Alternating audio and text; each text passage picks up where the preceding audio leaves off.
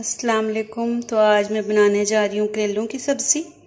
तो इसके लिए चाहिए होंगे हमें प्याज, टमाटर, करेले की सब्ज़ी और 2-3 हरी मिर्चें। और ये तकरीबन 1 किलो करेले हैं, तो इनके लिए हमें इतनी प्याज और टमाटर चाहिए होंगे।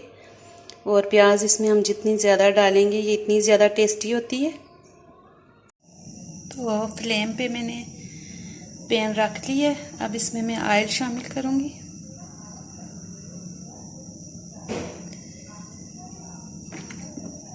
और इसको अच्छे तरीके से गरम करेंगे। जब ये सही गरम हो जाएगा तो फिर इसमें हम करेले डालेंगे और करेलों को ब्राउन करेंगे। तो ऑयल अब अच्छी तरह से गरम हो चुका है। अब हम इसमें शामिल करेंगे करेले और इनको अच्छी तरह से ब्राउन करेंगे। तो करेले अब अच्छी तरह से ब्राउन हो चुके।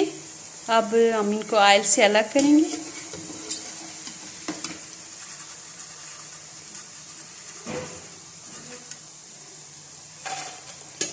और सारे करेलों को हम ऑयल से निकाल के अब इसी ऑयल में हम प्याज ब्राउन करेंगे।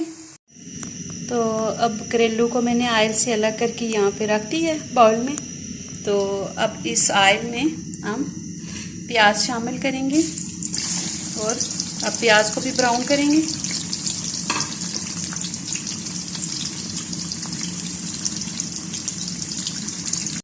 तो प्याज अब हल्की ब्राउन हो चुकी है। तो इसमें ऑयल थोड़ा ज़्यादा है, तो हम इसमें से ऑयल को थोड़ा कम करेंगे और फिर इसमें मसाला तैयार करेंगे। ऐसे चमचे की मदद से हम इसमें से ऑयल को थोड़ा कम करेंगे और फिर इसमें टमाटर और सुर्ख मिर्च और नमक डाल के हम मसाला तैयार करेंगे। तो प्याज में से मैंने एक्स्ट्रा जो ऑयल था वो मैंने निकाल दी है। अब हम इसमें शामिल करेंगे 2 चम्मच नमक,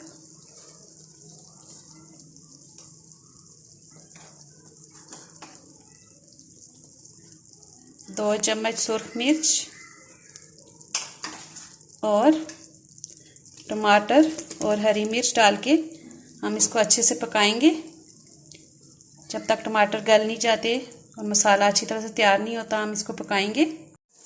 तो मसाला अच्छी तरह से बन के रेडी हो चुका है। अब हम इसमें शामिल करेंगे करेले जो हमने ब्राउन किए थे।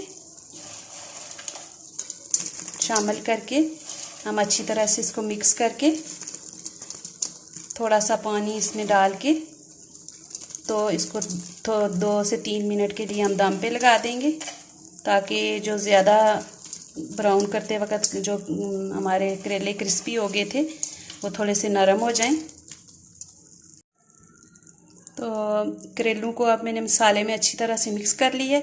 अब इसमें मैं डालूँगी आधा कप पानी और इसको मैं 2 से 3 मिनट के लिए दम पे लगा दूँगी, ताकि ये अच्छी तरह से नरम हो जाएं और अच्छी तरह से बन के रेडी हो जाएं। तो अब करेलों की सब्ज़ी हमारी बन के रेडी हो चुकी है। तो प्लीज़ मेरे चैनल को सब्सक्राइब करें और अगर मेरी रेसिपीज़ आपको अच्छी लग रही हूँ तो प्लीज़ इनको लाइक किया करें और शेयर किया करें। और मेरी अगली रेसिपी तक के लिए अल्लाह हाफिज़।